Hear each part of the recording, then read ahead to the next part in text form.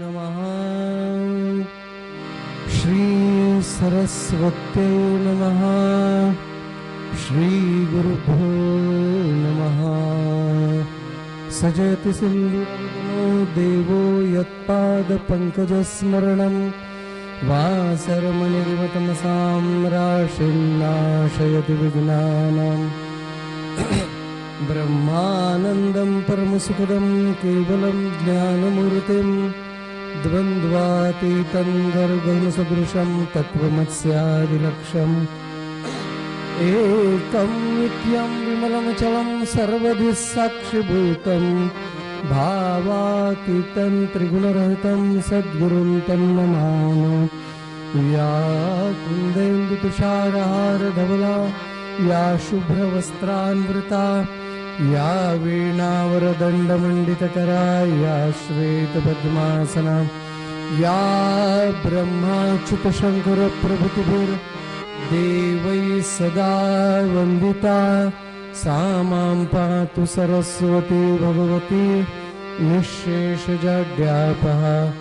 श्रीरामचन्द्रा करुणासमुद्रा ध्यातो तुझी राजसयोगमुद्रा नेत्री नयरे तुझवीण निद्रा कै भेटसी वामजला सुभद्रा। श्रुतिस्मृतिपुराणानाम् आलयं करुणालयं नमामि भगवत्पादं शङ्करं लोकशङ्करं शङ्करं शङ्कराचार्यं केशवं बादरायणं सूत्रभाष्यकृतौ वन्दे भगवन्तौ पुनः पुनः। ज्ञानेशो भगवान् विष्णु निवृत्तिर्भगवान् हरः सोपानो भगवान् ब्रह्मा मुक्ताख्या ब्रह्मचित्कला। मूकं करोति वाचालं पङ्गुं लङ्घयते गिरिं यत्कृपातमहं वन्दे परमानन्दमाधवम्। वचनैका कमळापती माझी रंकाची विनंती कर जोडितो कथे काळी आपण सावे जवळ। पंढरीनाथ महाराज की गोपाल कृष्ण महाराज जय जय रघुवीर समर्थ।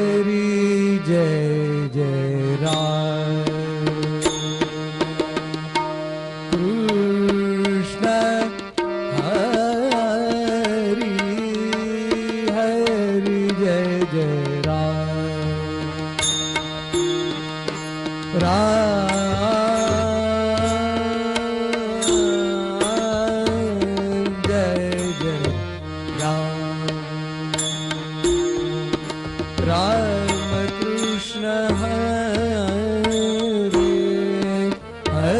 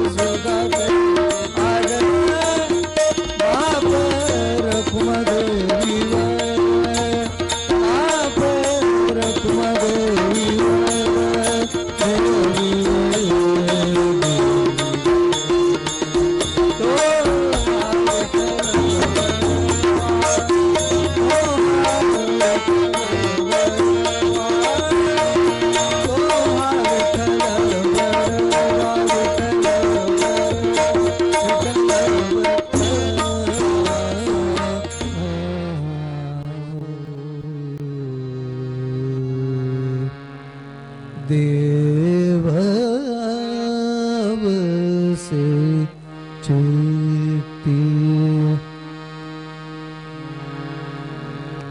अहो देववसे चित्ती अहो देववसे चित्ती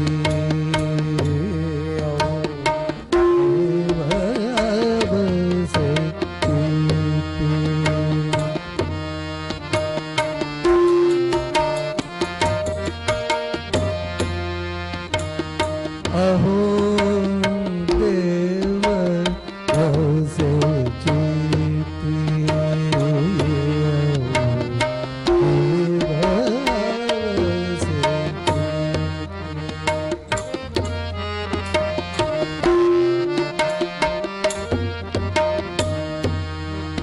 चित्ती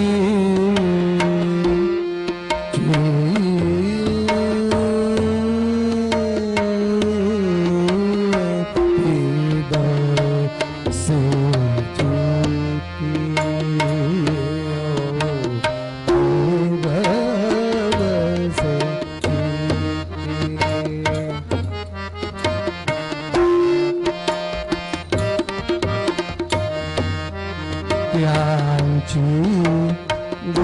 गुणावी संगती संगती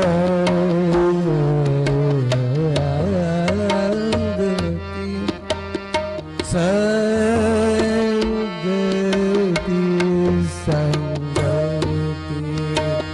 त्यांची घडावी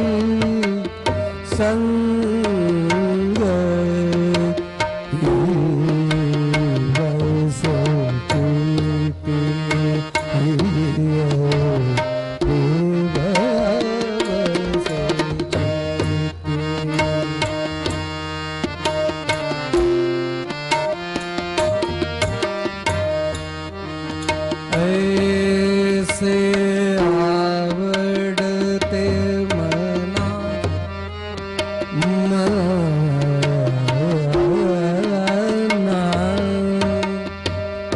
मना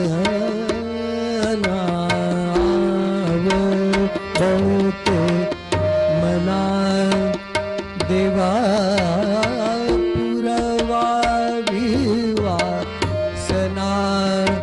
देवा पुरवा विवासना देववसे चित्ती देववसे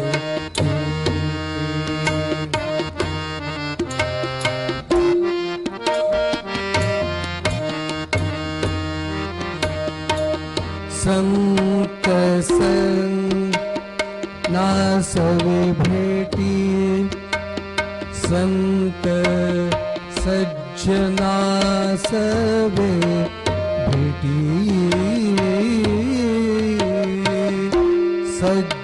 सज्जनासवे भेटी न हो अंग संग तुटी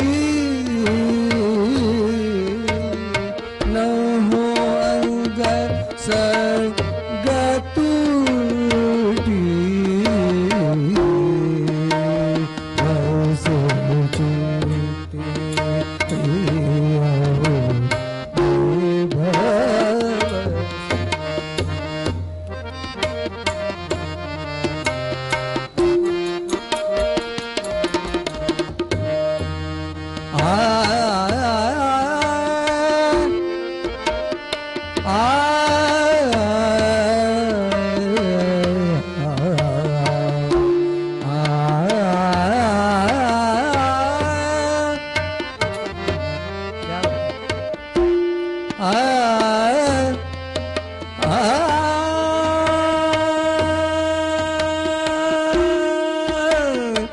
कामण जीणे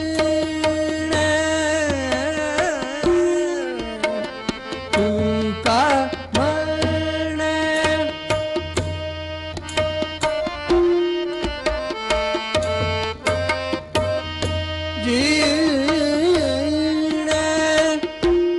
भले संत भले संत संगष्टने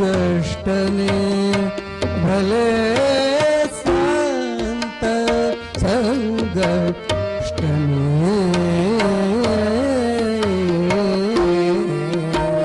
हसे कीर्ती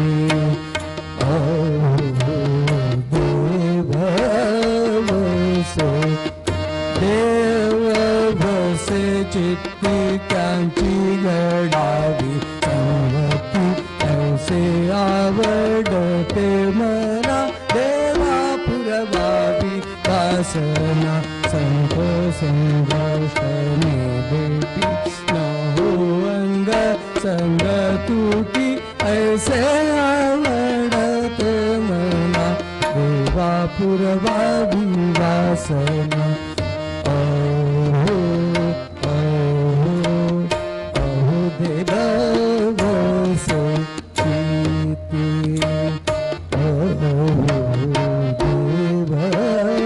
बसे चित्ती देव बसे चित्ती देव बसे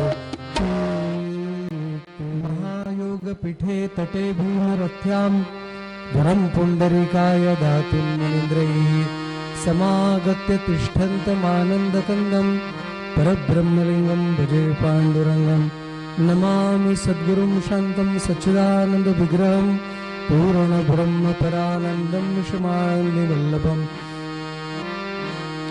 या देवी सर्वभूतेषु शक्तिरूपेण संस्थितः नमस्तस्यै नमस्तस्यै नमस्तस्यै नमो नमः नमस्ते शारदे देवी सरस्वती मतिप्रदे वसत्वं मम जिह्वाग्रे सर्वविद्याप्रदा भव मनोजवं मारुततुल्यवेगं जितेन्द्रियं बुद्धिमतां वरिष्ठं वातात्मजं वानरं यूथमुख्यं श्रीरामदूतं शरणं प्रपद्ये महारुद्र हनुमान की जय गोपाल कृष्ण महाराज की जय मंगलम मूर्ति मोरया जय जय रघुवीर समर्थ।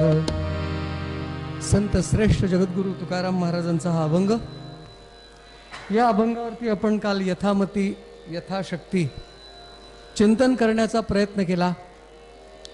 आजही निरूपणासाठी तोच अभंग निवडलेला आहे, पण कालचंच सांगणार नाही याची तुम्हाला शाश्वती देतो, शंका नको मनामध्ये। पण ज्या टप्प्याला येऊन आपण थांबलो होतो,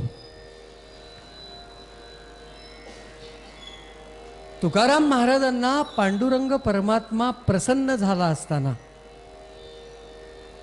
पांडुरंगाने म्हटलं, बा तुकारामा तू मला काहीतरी मागावस आणि मी त्याला तुला द्यावंस ही माझी इच्छा आहे।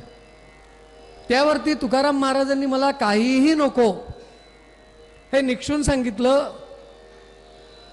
पण जेव्हा तुकाराम महाराजांकडे पांडुरंग परमात्मा हट्ट धरतात, तू काहीतरी मागावं, तेव्हा तुकाराम महाराज पांडुरंगाला मागतात, देव वसे चित्ती त्यांची घडावी संगती ऐसे आवडते मना देवा पुरवावी वासना संत जना सवे भेटी न हो अंग संग तुटी ऐसे आवडते देवा पुरवावी वासना तुका म्हणे जिने भले संत संगष्टने ऐसे आवडते मना देवा पुरवावी वासना।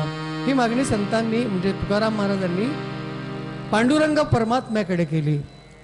त्यावरती आपल्याला आपल्या मनामध्ये ज्या शंका उत्पन्न झाल्या की तुकाराम महाराजांना मागण्याचा विवेक नाही का, त्यावरती आपण चिंतन केलं। पण खरा विवेक महाराजांजवळच होता, म्हणून ते म्हणतात, देवा द्यायचं असेल तर तू ज्यांच्या हृदयात वास करतो त्यांची संगती मला प्राप्त करून दे। मग संत आणि भगवंत यातला फरक काय आहे, त्यावरती आपण चिंतन केलं की भगवंताच्या जवळ मर्यादा आहे आणि संतांच्या जवळचं सामर्थ्य हे अमर्याद आहे. कालचंच प्रमाण होतं, भक्ता राखे पायापाशी आणि दुर्जनांशी संवारी, हे भगवंताचं तत्व आहे. आपला भक्त आहे जवळ ये, दुर्जन आहे का त्याला त्याचा नाश करण्यासाठी भगवंत तयार आहे. परंतु संत का म्हणतात, या जगामध्ये जन्माला आलेला प्रत्येक जीव हा चांगलाच आहे मुळामध्ये, त्यात कोणी वाईट नाही. फक्त संगतीचा परिणाम असा घडतो की त्याची बुद्धी पालटते. म्हणून दुर्बुद्धी ते मना कदा नुपजो नारायणा, असं सुद्धा तुकाराम महाराजांनी मागून ठेवलेलं आहे. संतांची चांगली संगती दे, त्याचप्रमाणे बुद्धी पण चांगली दे. माझ्या अंतःकरणामध्ये दुर्बुद्धी उपजू देऊ नको, अशी विनंती सुद्धा भगवंताला केलेली आहे. मग संतांचंच का बरं? संत काय करतात? संत म्हणतात सगळेच चांगले आहे, वाईट जरी असला. अहो, चोर सुद्धा चोरी करायला जातो. चोरी करणं चांगलं काम आहे का? नाही आहे. पण तरी तो चोरी करायला जाताना घरातल्या देवाजवळ उदबत्ती लावून जातो असं म्हणतात. रस्त्याने जर एखादा मंदिर दिसलं, देवाला नमस्कार कशाला? की त्याचा तो व्यवसाय आहे. जाताना तो त्याला प्रार्थना करतो. तो व्यवसाय चुकीचा वाईट हा नंतरचा मुद्दा झाला. म्हणजे तो वाईट आहे असं आपण म्हणू का? नाही. हे तत्व संतांना माहिती होतं. म्हणून माऊलींनी ज्ञानेश्वरीचं समापन करताना जे पसायदान मागितलं, त्यामध्ये ते काय म्हणतात? जेखळांची व्यंकटी सांडो. बरोबर आहे ना? ते नष्ट व्हावे असं म्हटलं का? अरे, त्यांच्या अंतःकरणातली जी व्यंकटी म्हणजे आडी आहे, ती दूर होऊ दे. ती एकदा दूर झाली की तो चांगलाच आहे, हे संतांना माहिती आहे. म्हणजे आई आणि बाप हे जसे घरामध्ये असतात ना, आई एकदम मुलाला फटके नाही मारत, पण आईनी जर तक्रार केली वडिलांकडे, वडील मागचा पुढचा विचार करत नाही. 2 फटके पहिले देतो, नंतर विचारतो आता काय झालं सांग. हा फरक आहे. आई फटके नाही देत, आई त्याला समजवते, अरे बाबा असं नाही, असं करायचं. मग संतांना माऊली ही उपमा दिलेली आहे. हा संत आणि भगवंतातला फरक तुकोबारायांना माहिती होता. काल आपण हे पण प्रमाण घेतलं, गंगा पापम शशी तापम दैन्यम कल्पतरुस्तथा पापम तापंच दैन्यांच हंती साधू समागमहा. त्यावरती तुकाराम महाराजांचा अभंग आहे.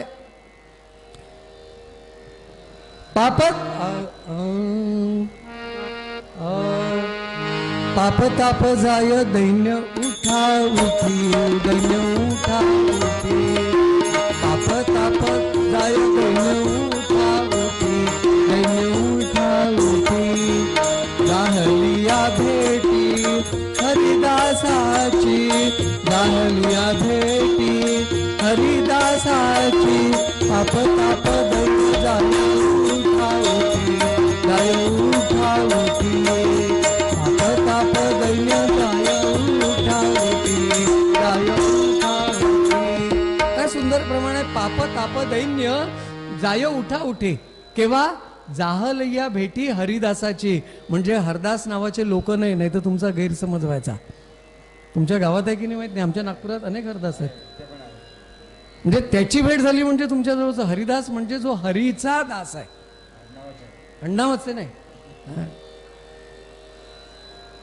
मग भगवंताजवळ कुठेतरी मर्यादा आहे आणि संत हे अमर्याद आहे. संत कसे आहेत? संतांचं लक्षण सांगताना गीतेमध्ये त्यांचं वर्णन करताना भगवंत वर्णन करतात. समशत्रौच मित्रेच तथा मानापमानयो, शीतोष्ण सुखदुःखेषु सर्वसंग समसंग विवर्जिता. काय? तथा मानापमानयो नाही, चुकलं काहीतरी. समशत्रौच मित्रेच तथा मानापमानयो, शीतोष्ण सुखदुःखेषु समसंग विवर्जिता. समशत्रौच मित्रेच. संतांजवळ मित्र आणि शत्रू वेगळा नाही, सारखेपणा आहे. मी तू पहा हा संतांच्या जवळ राहत नाही. त्यांना मान हो अथवा अपमान हो, त्यांना त्याचं काही घेणं देणं नाही आहे. मी आल्यानंतर माझं स्वागत हो अथवा न हो, ते ज्या कार्यासाठी येतात तेवढं कार्य करतात आणि तिथनं चालले जातात. ही संतांची लक्षणं सांगितलेली आहे. याला एक सुंदरसा असा मी दृष्टांत तुम्हाला देऊ शकेल, सगळ्यांना माहिती आहे, फक्त त्याचं मी आठवण करून देणार आहे आणि त्यातलं जे मर्म आहे तेवढं सांगायचं आहे.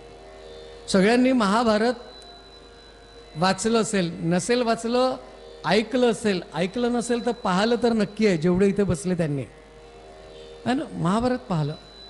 महाभारतातला प्रसंग आहे, पांडवांचं आणि कौरवांचं युद्ध निश्चित झालं. मग आता युद्धाची निश्चिती झाली तर दोन्ही पक्षांनी आपलं सामर्थ्य वाढावं याच्यासाठी काय प्रयत्न केले?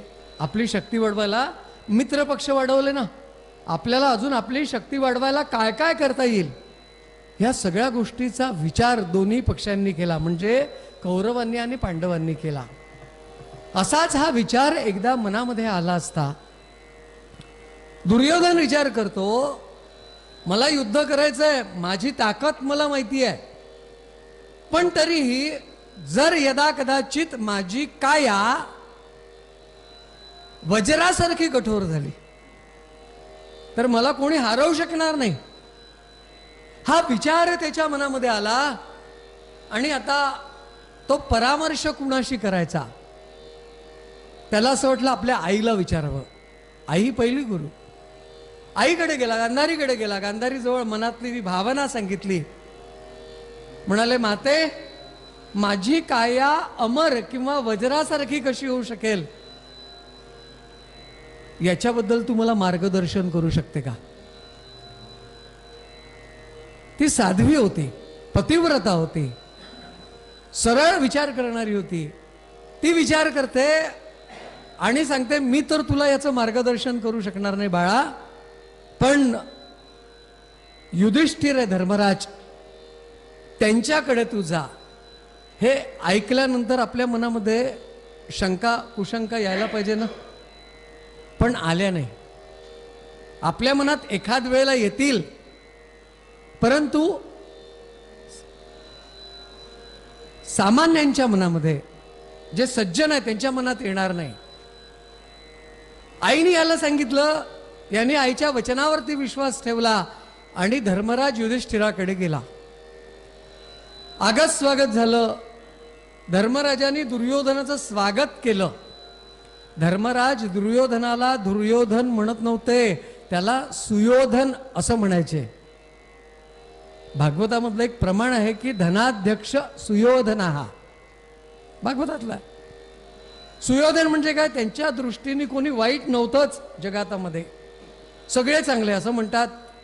कीर्तनकार दृष्टांत देतात की एकदा भीष्म पितामहांनी दुर्योधनाला आणि धर्मराजाला, जवळपास समवयस्क आहे दोघे, यांना सांगितलं की जगामध्ये सज्जन किती आहे आणि दुर्जन किती आहे यांची एक यादी तयार करा.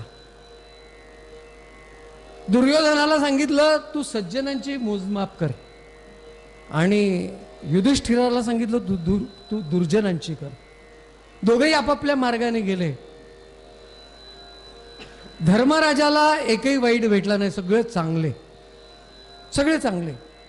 आणि दुर्योधनाला नेमकं त्याच्या उलट. पंढरीनाथ महाराज की जय. पितामहांच्या जवळ आले, विचारलं, काय दुर्योधना, किती चांगले मिळाले? म्हणाले, महाराज माझ्यापासून शेवटपर्यंत एकही चांगला नाही. पंढरीनाथ महाराज की जय. आणि युधिष्ठिराला हो एकही वाईट दिसलं नाही, म्हणाले सगळेच चांगले आहे, जे काही दोष असतील ते माझ्यामध्ये आहे. हा फरक आहे, विचाराचा फरक आहे. ये सुयोधना म्हणून त्याचं स्वागत केलं, त्याला बसवलं आणि विचारलं येण्याचं प्रयोजन काय.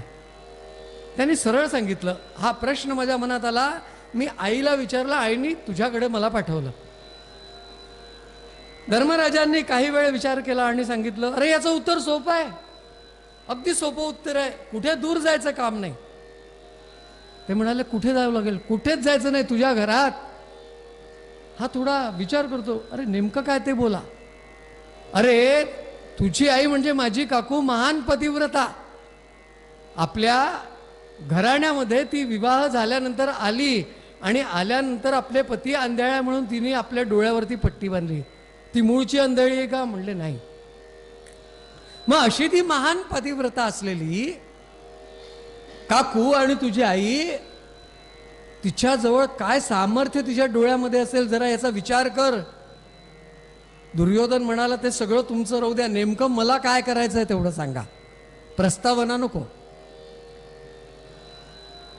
धर्मराजांनी सांगितलं, तू तिच्याकडे जा, तिला विनवणी कर, तिला नमस्कार कर आणि तिला म्हण तुझ्या डोळ्यावरची पट्टी काढ आणि मला नख शिखांत अवलोकन कर, मला बघ.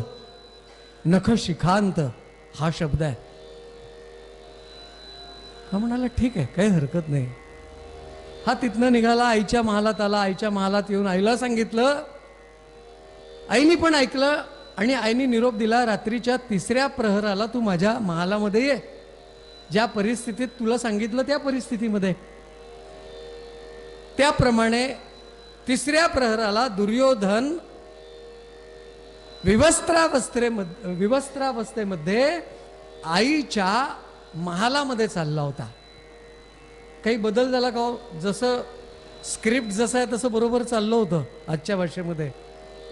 पण हे सगळं घडत असताना एकाच्या पोटात दुखायला लागला है ना. त्यांनी विचार केला, परित्राणाय साधूनाम आणि विनाशायच दुष्कृताम, हे माझं ब्रीद आहे आणि माझ्या या ब्रीदामध्ये जर हे संत लोक असे अडथळे जर निर्माण केले तर मी माझं कार्य कसं करणार.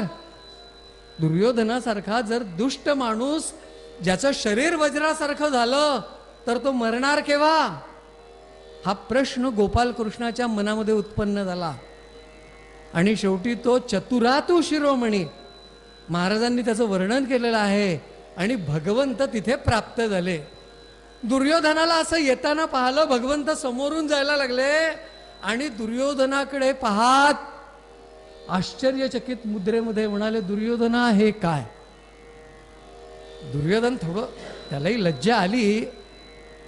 यांनी विचारलं, तू इथे कसा. भगवंत म्हणतात, मी कसा हे जाऊ दे, पण म्हणाले अजून त्या होळीला खूप दिवस आहे. आधीपासूनच सुरुवात झाली का. पंढरीनाथ महाराज की जय. अरे हे काय, तुझं रूप काय, कुठे चाललास. आईच्या महालाकडे चाललात. म्हणाला हो. म्हणाले हे असं. आता तो वाईट दृष्टीचा होता पण सरळ बोलणारा होता. त्यांनी त्याला सांगून दिलं गोपाळकृष्णाला झालेला प्रसंग. आणि ऐकल्यानंतर भगवंतांनी आपल्या कपाळावरती हात मारला. त्यांनी विचारलं, हे का. दुर्योधना, तुझ्याशी मी खरं बोलतो, जसं तू माझ्याशी खरं बोलला ना, मी तसं खरं बोलतो. अरे म्हणाले, निदान आजपर्यंत मी तुला मूर्खच समजत होतो, पण तू महामूर्ख आहे लेका. म्हणाले, तुला अक्कल नाही, बेअक्कल माणूस आहेस तू. त्यांनी विचारलं, असं का म्हणता. त्यांनी सांगितलं त्याला, जरा विचार कर, तुमचं ज्यांच्याशी युद्ध व्हायचं आहे ते स्वतः मोठे, त्या पक्षाचे अध्यक्ष, तू त्यांच्याकडे गेला आणि तू अमर होण्याचा मार्ग विचारला, शरीर वज्राचं होण्याचा मार्ग विचारला. ते तुला सुयोग्य मार्ग सांगेल की वाईट मार्ग सांगेल याचा विचार कर, काही विवेक ठेव. म्हणाले. दुर्योधन म्हणतो, मला त्याचं घेणं देणं नाही, माझ्या आईचा विश्वास आहे आणि आईवरती माझा विश्वास आहे. भगवंत म्हणतात, मी तेच सांगतो बाबा, तू चांगला आहे, तुझी आई चांगली आहे, पण तो माझ्यासाठी पांडव कौरव दोघेही सारखे, तुझ्यामध्ये भेद नाही आहे.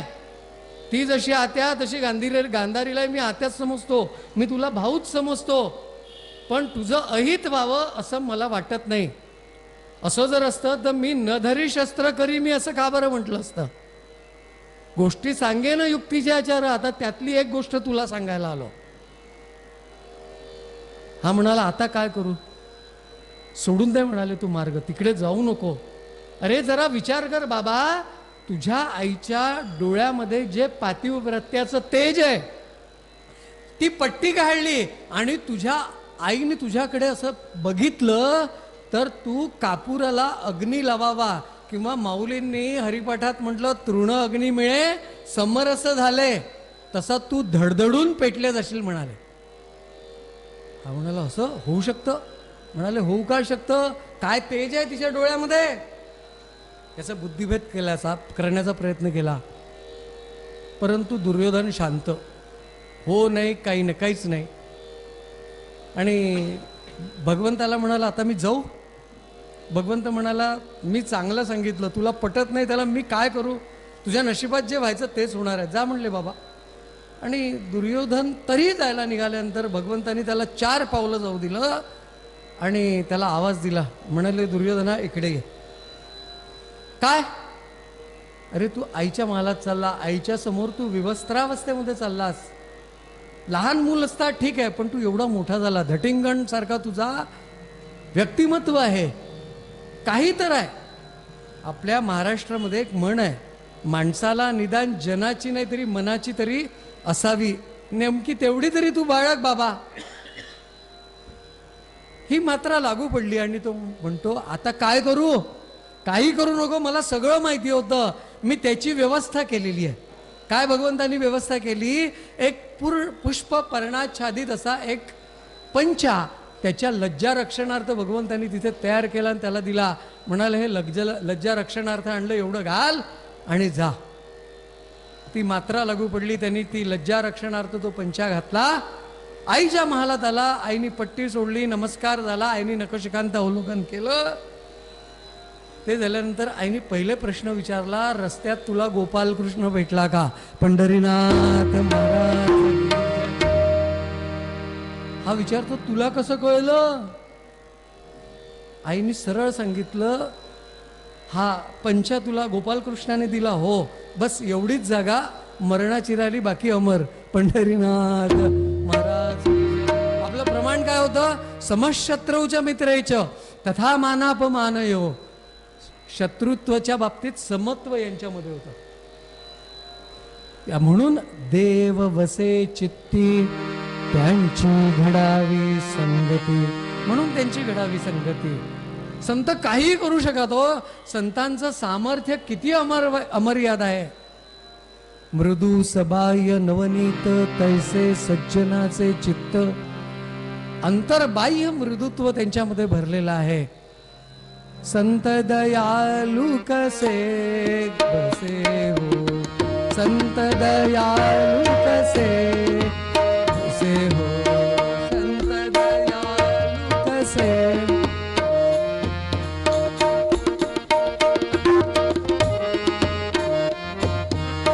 देवनी भेटी निरसिती माया, देवनी भेटी निरसिती माया, संत दयालु कसे कसे.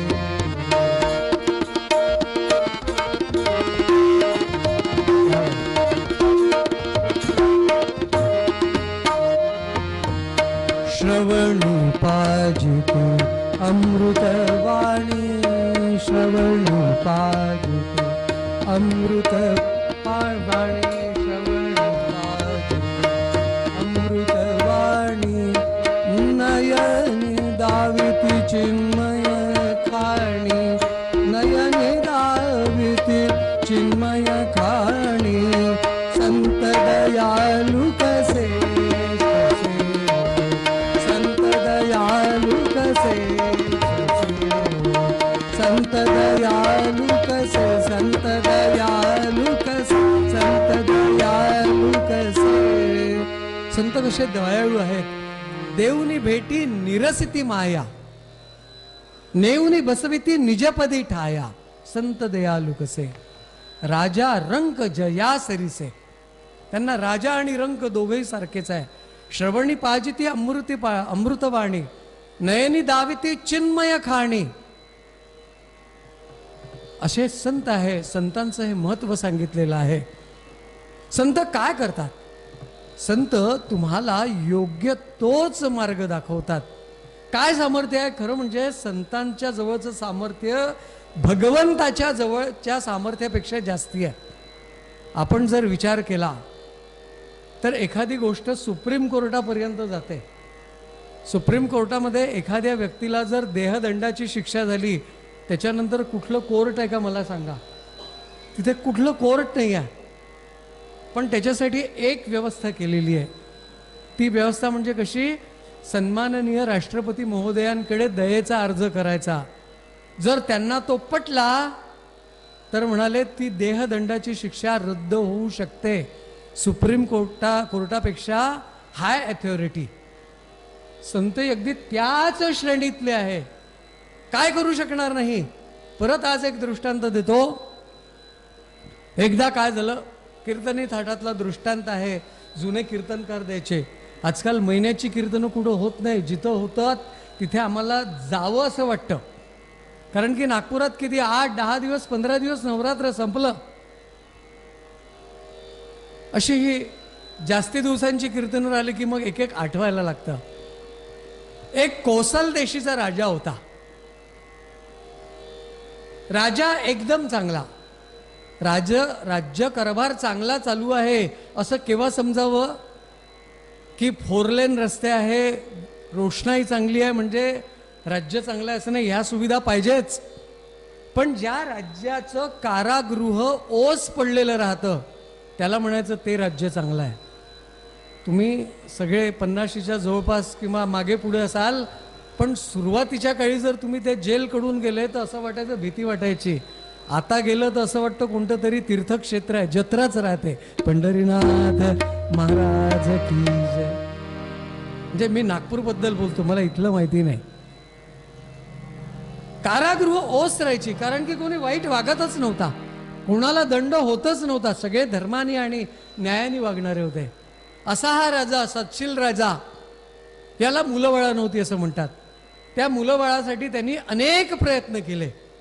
कुठपर्यंत प्रयत्न करावे? अगदी भगवान महाविष्णूला सुद्धा प्रसन्न करून घेतलं. महाविष्णू प्रसन्न झाले आणि यांनी आपली इच्छा व्यक्त केली. महाविष्णूंनी विचार केला, त्याचं भाग्य बघितलं आणि त्याला सरळ सांगितलं, हे होणे नाही. याच जन्मात काय, तुला अनेक पुढचे कितीतरी जन्म पुत्रप्राप्ती नाही आहे हे पण सांगितलं. वाईट वाटलं याला. आता सुप्रीम कोर्टातनं आपली केस खारिज झाली. आता काय करायचं? तो राज्यात आला, प्रधानाला राज्य देऊन टाकलं आणि स्वतः वानप्रस्थ आणि आता संन्यास आश्रम घ्यावा ह्या अनुषंगाने तो वनामध्ये गेला. वनामध्ये गेला, आपली व्यवस्था केलेली आहे. तो राजास, त्याची सगळी व्यवस्था तिथे होती. पण अगदी ठेविले अनंते तैसेची राहावे या न्यायाने तो तिथे वागत होता. वागत असताना त्याला एक महारोग झालेला, व्यथित झालेला एक रोगी दिसला. राजा सत्शील होता. दुसऱ्यांचं दुःख त्याला पाहवत नव्हतं कारण की तो राजा होता. यथा राजा तथा प्रजा. म्हणजे पुत्र आणि प्रजा यांमध्ये फरक करणारा नव्हता.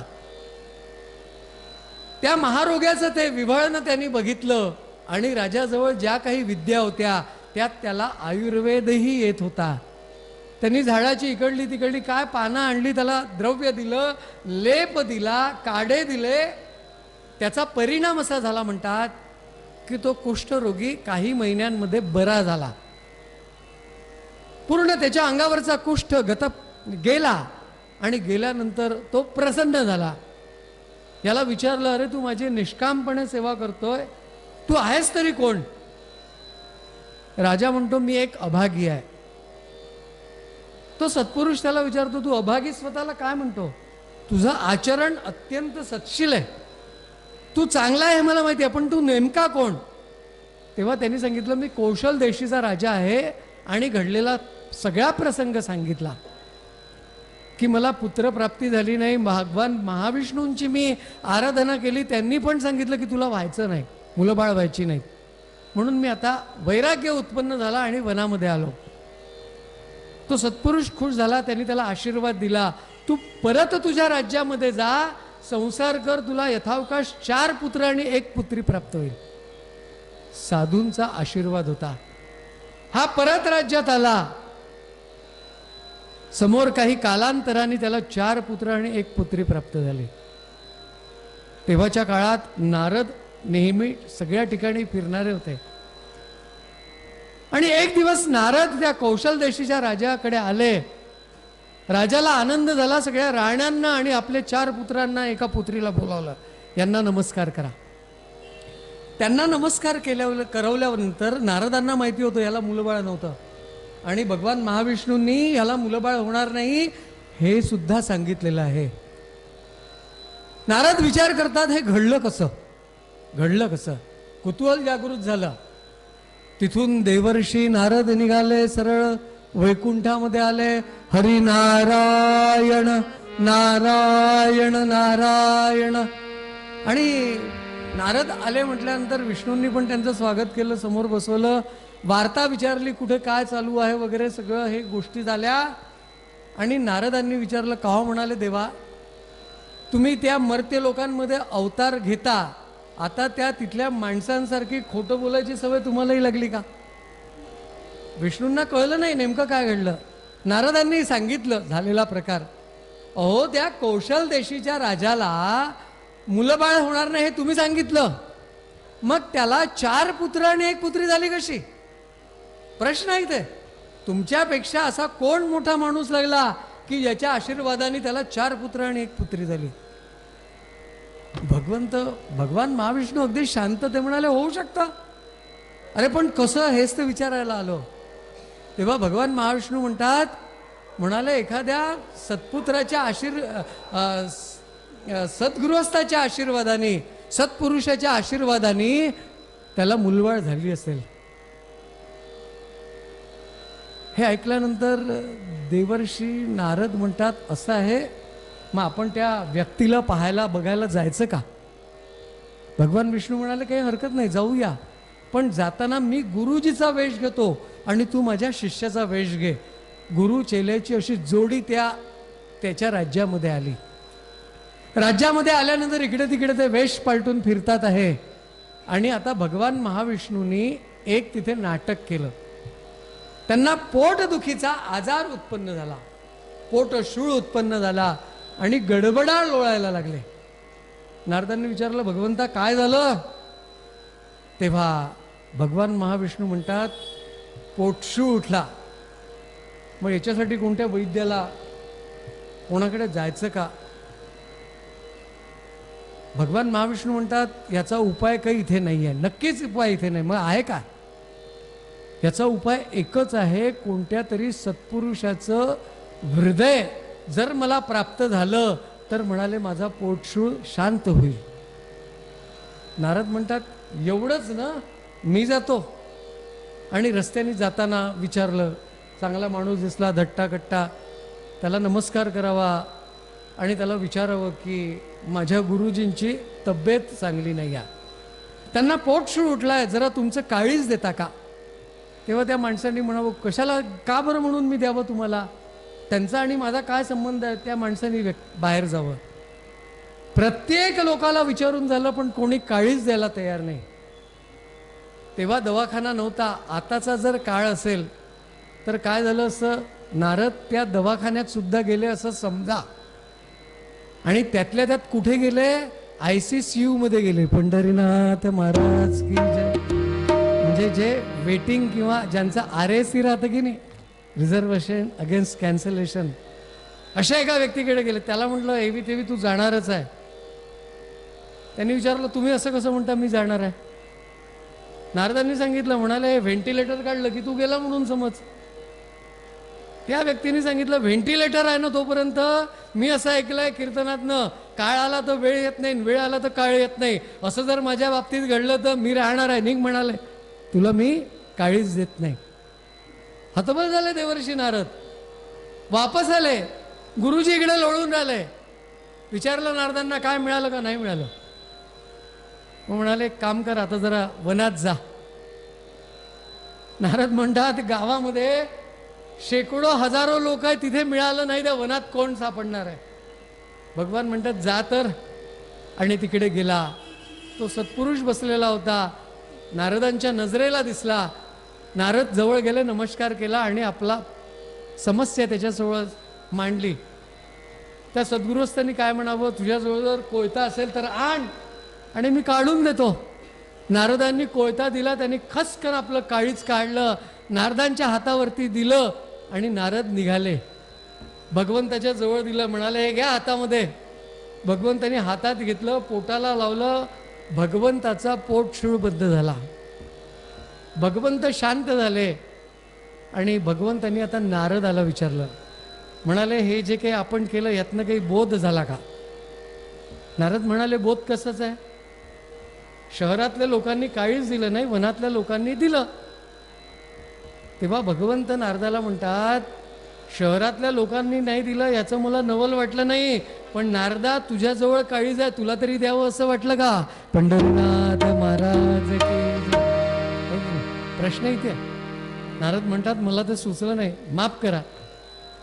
तेव्हा भगवंत त्याला म्हणतात, अरे जो सत्पुरुष दुसऱ्याच्या पोटशुळासाठी आपलं काळीज देऊ शकतो, तो एखाद्या राजाला 4 पुत्र आणि 1 पुत्री का बरं देऊ शकणार नाही? पंढरीनाथ महाराज की जय. हा संतांचा महिमा आहे. संत काय करू शकणार नाही हो, फक्त संतांच्या संगतीमध्ये राहावं. म्हणून देव वसे चित्ती त्यांची घडावी संगती, ऐसे आवडते मना पुरवावी वासना. देवा तू ज्यांच्या हृदयामध्ये वास करतो त्यांची संगती मला दे, कारण की संत भेटले म्हणजे तू मला भेटणारच आहे याची शाश्वती मला आहे. त्यांची घडावी संगती ऐसे आवडते मना, माझ्या मनाला असं आवडते. आणि देवा पुरवावी वासना, ही माझी सद्वासना आहे, अशी तू सद्वासना पुरवू शकलास तर पुरव. त्याचा परिणाम काय? संत जना सवे भेटी न हो अंग संग तुटी. अहो संतांची भेट इतकी सहज शक्य आहे का? आचार्य म्हणतात दुर्लभम त्रयमे वैतत देवानुग्रह हेतुकम मनुष्यत्व मुमुक्षुत्व महापुरुष संशय. संत काही असे गल्लोगल्ली मिळालेले नाही, आजकाल लावतात 1008 वगैरे वगैरे वगैरे वगैरे. मी त्याच्यावरती टीका करणार नाही, परंतु सहज सुलभ आहे का हो संत? जे सुलभ आहे ना ते कधी दिसत नाही, तो आपला विचाराचा विषय पण नाही आहे. पण संत दुर्लभ आहे म्हणून ही जाणीव तुकाराम महाराजांना होती. ते म्हणतात संत जना सवे भेटी, एकदा ते भेटले की न हो अंग संग तुटी. आता त्यांचा माझा विरह होता कामा नये. आणि शेवटी तुकाराम महाराज म्हणतात तुका म्हणे जिणे, हे जगणं कशात भलं आहे? भले संत संगष्टने, संतांच्या मांदियाळीमध्ये जगावं, यातच सगळं कल्याण आहे. म्हणून संतांची महती सांगताना तुकोबार आहे, पूर्वरंगामध्ये आपल्याला सांगतात,